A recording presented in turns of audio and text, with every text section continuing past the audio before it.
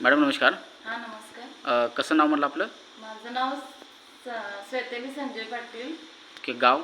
सैनिक टाकळे. सैनिक टाकळे. बरं, काय त्रास होता तुम्हाला? किडनी स्टोनचा त्रास होता. किडनी स्टोनचा. किती खडे होते काय? 2 खडे होते. 8 ml एक होता, 4 ml एक होता. 8 mm आणि 4 mm. बरं, आता ह्याच्यासाठी तुम्ही बाहेर ज्या डॉक्टरांना दाखवला त्या डॉक्टरने तुम्हाला काय सांगितलं तर स्टोनबद्दल?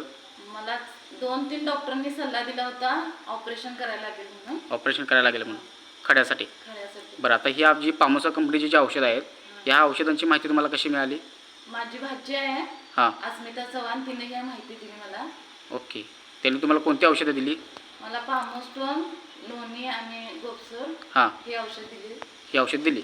बरं, किती महिने औषध खाल्ला तुम्ही आता? 3 महिने खाल्ली औषधं. 3 महिने खाल्ला. बरं, आता जो तुमचा स्टोनचा रिपोर्ट तुम्ही काढल्यानंतर रिपोर्टमध्ये तुम्हाला काय दिसलं?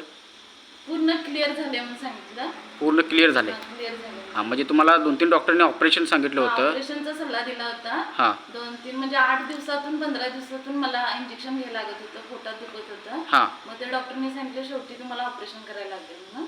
ओके.